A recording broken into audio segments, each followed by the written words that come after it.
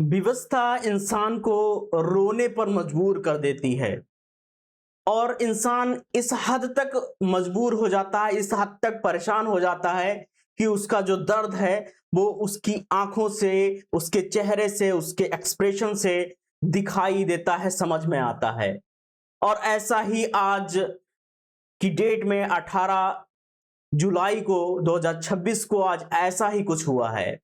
आप पीछे थंबनेल में देख पा रहे हैं और नाम भी इतना बड़ा नाम है, इतना प्रचलित नाम है, इतना विख्यात नाम है सोनम वांगचुक साहब का, जिनको आज जंतर मंतर से बिना किसी जानकारी से, बिना किसी लोकतांत्रिक तरीके से, उनके अनिश्चितकालीन धरने से उनको उनकी बिना राय के, उनकी बिना मर्जी के लिए के उनको वहां से घसीट के हटा दिया गया। और ये दर्द आप जब रील्स के माध्यम से या वहां पर फिजिकली पहुंचकर जब आप इस दर्द को देखते हैं, समझते हैं, तो आपके अंदर पीड़ा होती है, आपके अंदर दर्द होता है। और वही दर्द है, वही इमोशंस हैं।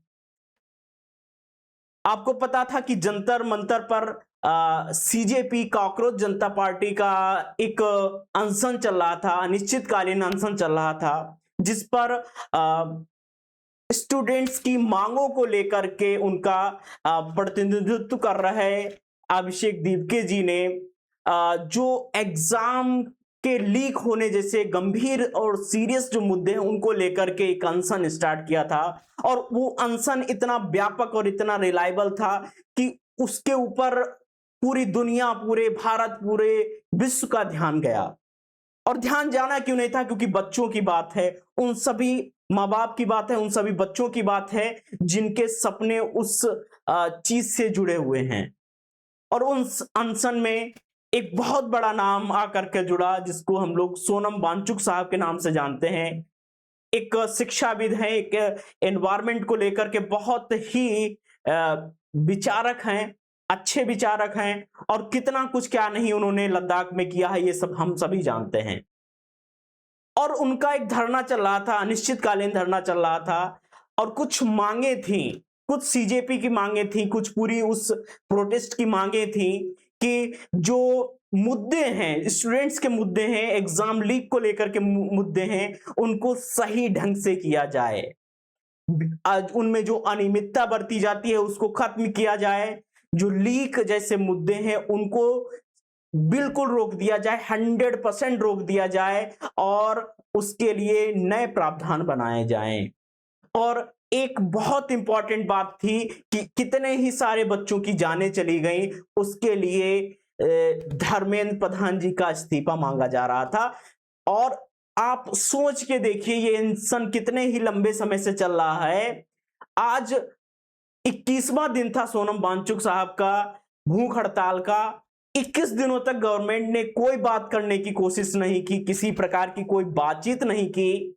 और जैसा कि पहले से निर्धारित किया गया था कि 20 जुलाई को जब मानसून सत्र स्टार्ट होगा संसद का, तो उसमें एक शांतिपूर्ण तरीके से एक यात्रा निकाली जाएगी, जिसको चलो सांसद के नाम से यात्रा जो निकलनी थी, जिसमें बड़े अमाउंट में स्टूडेंट्स, छात्र, टीचर्स अपनी बातों को रखने वाले थे, हमारी संसद में अपनी बातों को रखने वाले थे, शांतिपूर्ण तरीके से रखने वाले थे। और उस प्रोसेस में, उस प्रक्रिया में क्या किया गया कि आज बिना बताए, बिना किसी इंफॉर्मेशन के और गलत तरीके सोनम वांगचुक साहब को उठा लिया गया वहां से। अगर आपको उनकी इतनी ही चिंता थी तो पिछले 21 दिनों से आप सभी कहां थे? गवर्नमेंट के लोग कहां थे जब वो 21 दिन से भूख हड़ताल पर थे, अनशन पर थे? तो 21 दिनों से आप सभी कहां थे? क्या 21 दिनों तक आपको जवाबदेही तय नहीं करनी चाहिए थी? क्या आपको बात नहीं करनी चाहिए थी? क्या उसका कोई सॉल्यूशन बात से नहीं निकाला जा सकता था? निकाला जा सकता था, लेकिन आपने उसके ऊपर कोई संज्ञान नहीं लिया। और जब इस बात की गंभीरता को लोगों ने समझा, जब टीचर्स ने समझा, गार्जियंस ने समझा, बच्चों ने समझा जिनकी बात है, तो उन्होंने कहा कि हम इस जो मार्च निकलने वाला है, जो ये प्रोटेस्ट संसद की तरफ जाने वाला है, उसमें हम पार्टिसिपेट करेंगे और अपनी बात को रखेंगे। और गवर्नमेंट को लगा ये तो बहुत बड़ा चीज हो जाएगी, तो इसको कैसे ना कैसे ऐसे अलग डायरेक्शन दिया जाए, तो उन्होंने बिना बताए सोनम वांगचुक साहब को उठा लिया, जबकि वो खुद कह रहे हैं कि अभी मैं बिल्कुल स्वस्थ हूं, बिल्कुल सही हूं और मैं अनशन करूंगा, मेरी बातों को सुना जाए, मेरी बातों को माना जाए। और गवर्नमेंट क्या कर रही है कि उनकी बातों को तो सुना नहीं, साथ ही साथ एक असामान्य तरीके से एक्टिविटी कर दी। ये बिल्कुल एक लोकतांत्रिक कंट्री में नहीं होना चाहिए, बिल्कुल भी नहीं होना चाहिए। और जिस तरीके से कितने ही छात्र भूख हड़ताल पर हैं, कितने ही दिनों से हैं, उनका जो दर्द है, उनके जो इमोशंस है, उसको समझना चाहिए। क्यों गवर्नमेंट नहीं समझती है? तो ये बातें बहुत ही खास है, बहुत इंपॉर्टेंट है। इन बातों को समझना बहुत जरूरी है। क्यों जरूरी है? क्योंकि अगर ये बातें समझी नहीं जाएंगी तो कैसे इसका निराकरण कैसे किया जाएगा, किसकी कैसे इसकी जवाबदेही तय हो पाएगी? जब सरकार कोई बात सुनने को तैयार नहीं है, जब वो बात करने को तैयार नहीं है, तो क्या होगा? कैसे ये पता चलेगा कि ये एक हेल्थी कंट्री की पहचान कैसे ये निकल के आएगी, कैसे ये डेवलप्ड कंट्री बनेगा? और ये क्वेश्चन है कि क्यों सोनम वांगचुक साहब को उठा लिया आपने, और आपको ले जाना ही था, आपको इतनी चिंता थी, तो आप उनको बिल्कुल सम्मान के साथ में बता करके सारी तरीके उस तरीके से ले जाना चाहिए था ना।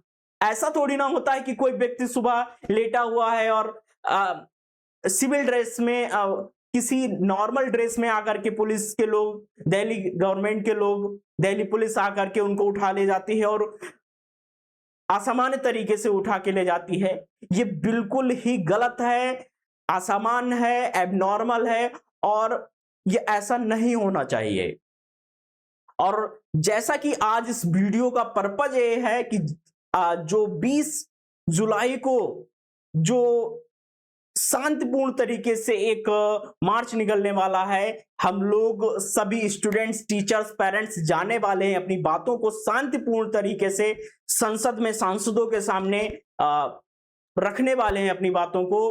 उस पूरे प्रक्रिया को बहुत सही ढंग से, लोकतांत्रिक तरीके से, शांतिपूर्ण तरीके से उस प्रोटेस्ट को सफल बनाना है, ये हमारी और आपकी जिम्मेदारी है।